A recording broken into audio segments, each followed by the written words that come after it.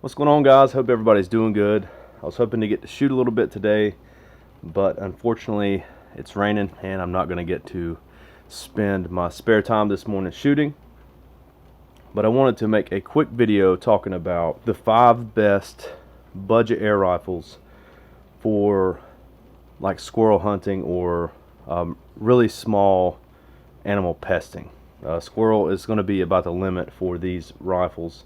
Anything bigger than that, we don't have. I guess above that, here where I live in North Carolina, would be like raccoons, possums. These are not going to be for that.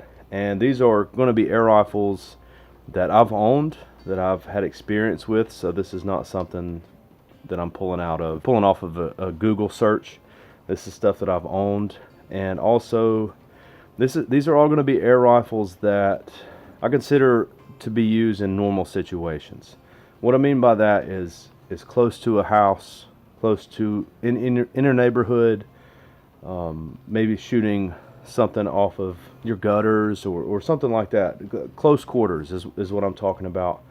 I think when you get anything past 20-25 yards, you're entering into a different realm of air guns. So this is going to be all closer distance stuff, and also these are going to be air rifles or air guns that are going to be the best for beginners also. But let's get started.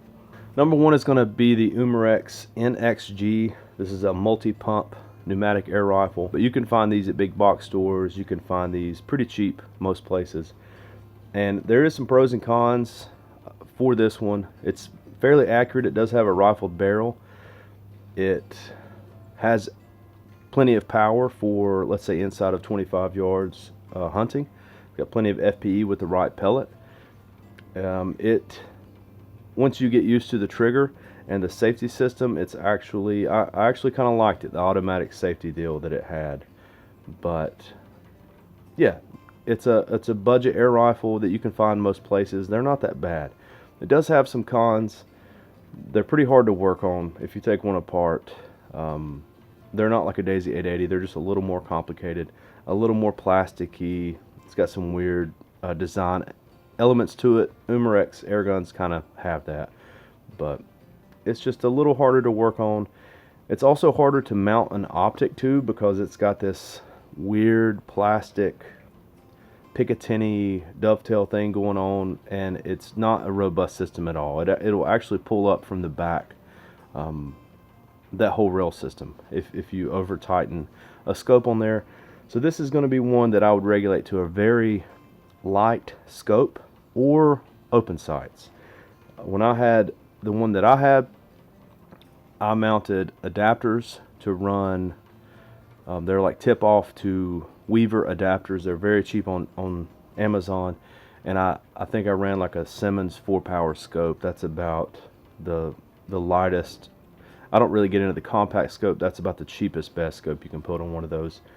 But it was pretty accurate at 20 yards. I mean, it was accurate enough for hunting, no problem. And the Umarex NXG would probably be a good one for a teenager, a young teenager, or somebody maybe a little bit smaller than that, because they are a little bit smaller, and I think they actually have a compact version also. Number two is going to be the Crosman Legacy 1000. I really wanted to like this gun when I had it. They do have a lot of power for the cost. You can find these for about 50 bucks ish. I'm not sure if I can say prices or not. I don't know the rules. We'll see if this video gets flagged. But you can find these on Amazon. Sometimes Crosman sells through Amazon, and they discount the heck out of their products. So sometimes you can find it on Amazon really cheap. And these do have plastic receivers. Let's get into the pros.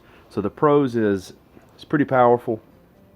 It has a rifled barrel, and it's fun to shoot. It's a fun shape. The ergonomics is fun. It reminds me of like a pump shotgun. That's kind of how it feels. I know that's probably weird, but it reminds me of like a Remington 870, like a youth model. That's about the size of it. That's the way it feels. The cons are it does have a plastic receiver.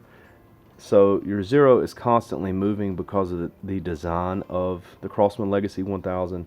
So if you're mounting a scope on it, just know that you're going to have to learn your gun before you're shooting on small game. Another con is it's horrendous to work on. It's to take a. When I had one, to be honest with you, I bought one, took it apart, I had to go buy another one just to figure out how to put the first one back together. And I'm not proud of that, but that's something that I had to do. And con number 3 would have to be the trigger. They could have done a little bit better on that. You can work on it a little bit, but again, it's hard to work on. So this is a good one for somebody who's using open sights, somebody who's going to be doing a little more plinking. But it does have the power to hunt, and it is accurate enough to hunt with, but you're kind of playing a gamble with this air rifle if you're going to get an accurate one or not. Number 3 would have to be the Legacy 1000's big brother, the Crosman 2100. It's basically the same gun, except it's got a metal receiver. I actually did like this gun. I've thought about picking up another one of these. With these, you have plenty of power to shoot heavier pellets. So the pros would have to be, number 1, it's got a rifle steel barrel, so it's pretty accurate. Number 2 for the pros would have to be that it's got a metal receiver, so it's a little bit easier to mount an optic securely to. You don't lose your zero as bad. And number 3 is it's got plenty of power. And yeah, pretty good air rifle. But the 2100 does have some cons. Number 1, it's a beast to take apart too. So if you're not into tinkering, that shouldn't even matter. But I took it apart to try to get the trigger a little bit healthier, and it was a beast. If anybody's good at taking them apart and putting them back together, please make a video so that I can watch it a few times, because it took me probably an hour and a half to put that thing back together. So it is a little overcomplicated, but whatever. Con number 2 is for people with normal sized hands, normal men with normal sized hands, it's a beast to try to load. It gets aggravating. What I ended up doing was learning that if I flipped the pellet over backwards and like kind of pinched it in there, it would flip it back around, and then that's how I fed it. But if you got big hands, it's aggravating.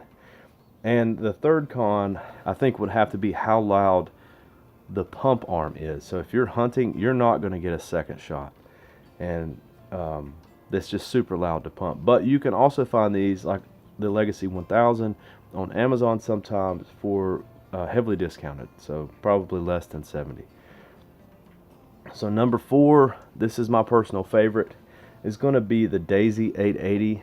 The new ones, now I'm probably about to lose some people here, but the new ones with the different stock design, the different stock anchor design, the new ones are better than the old ones. And I've got 3 old ones now. So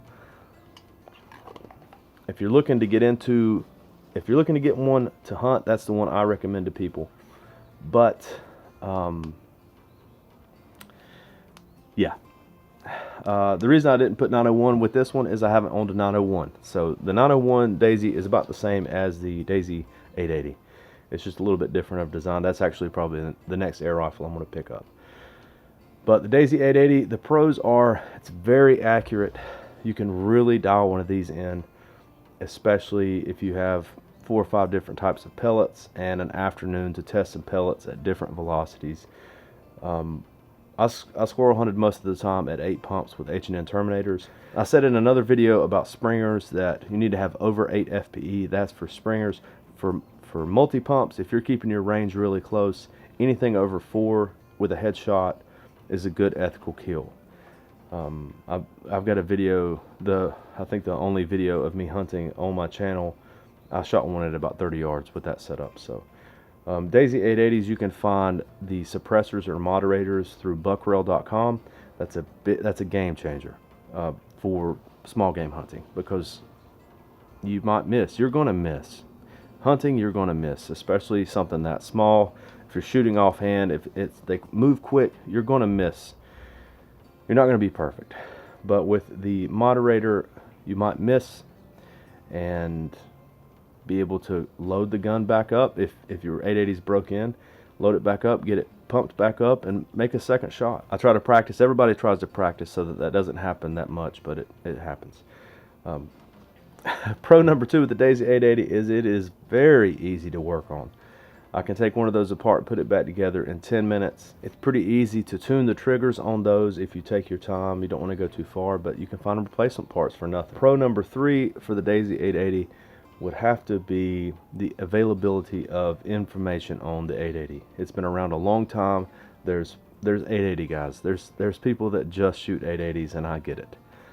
So you have plenty of tech support with that one, and they've went up in price. They've actually doubled in price, but I still think they're worth the about $70 that they're going to, and they're pretty good to mount an optic too. Let's throw that one in there too.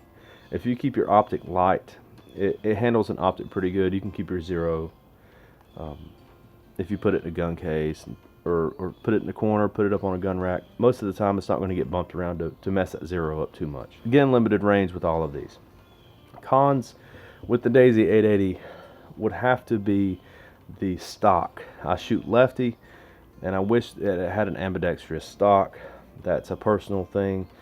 Another con would have to be if you do have an optic loaded on there, the BB port, with the BB port in there, it can get tricky to load with big sausage fingers like I got, with the muscular stumps of a bass player like that Simpsons episode. That's what I have. I play the bass also. Yeah, big hands with a scope on there. It's sometimes, especially if you're cold. So the ergonomics are a little off. And con number 3, and this is me nitpicking, is going to be the open sights.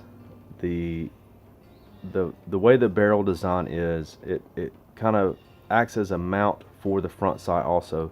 But if you've got a front sight that's canted to one side, it's aggravating if you're shooting open sights. They could make that a better design. I feel like they could make a spacer to hold the barrel, and then they could just mount an adjustable or mount a separate front sight on that shroud.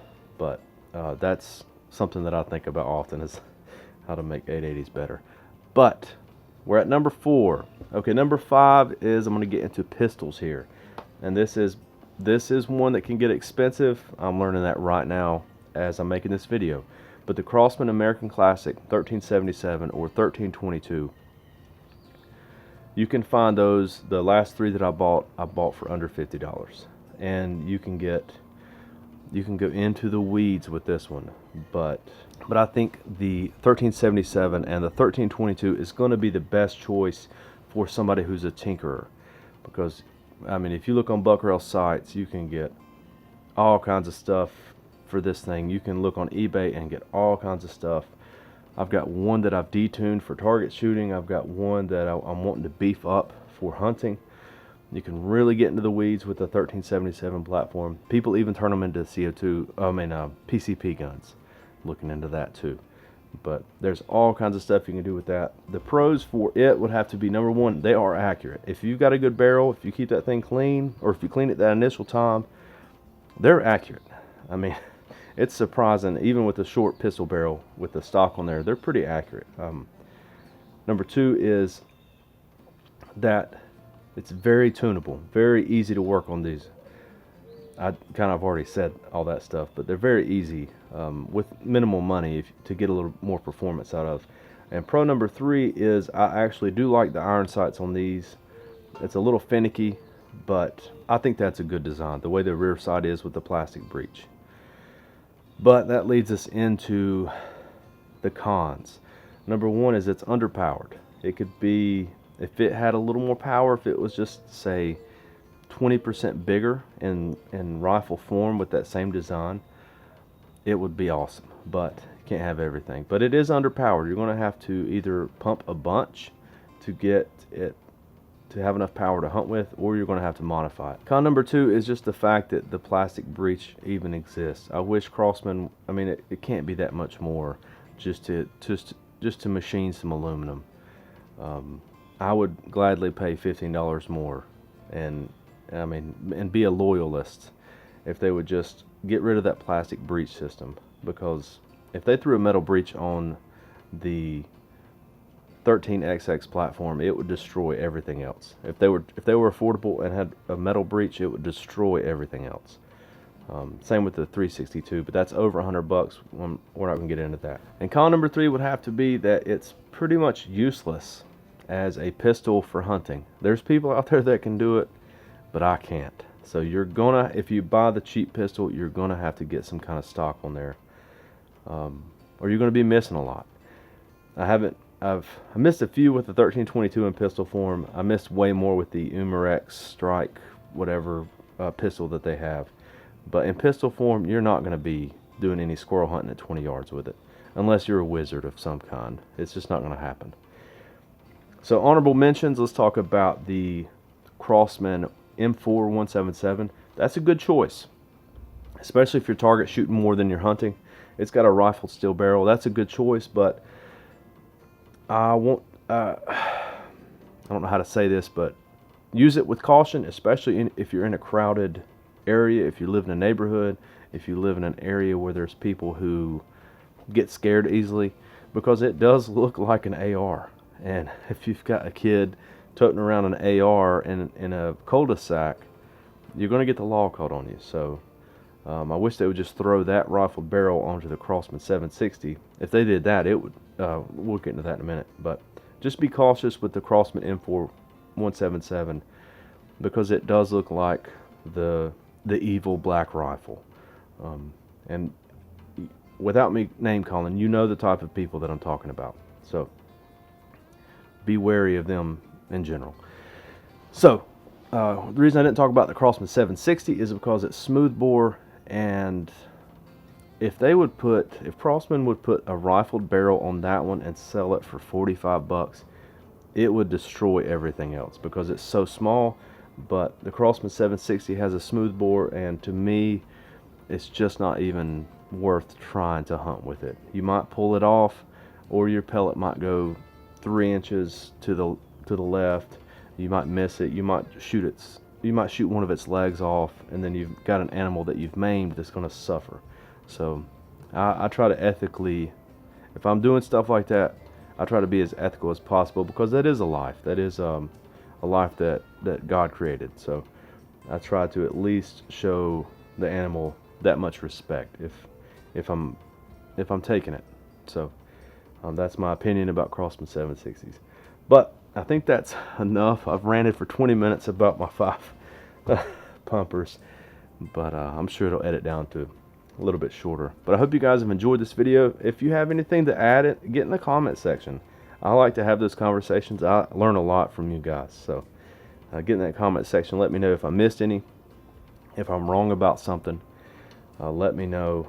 And I wanted to keep this whole video under $100, so that's why I didn't talk about anything like the 362 or the Benjamin multi-pump or the Seneca or anything like that.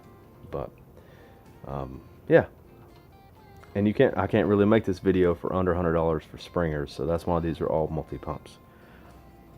I think that's about it, guys. I hope everybody is doing good. I hope it's not raining where you're at.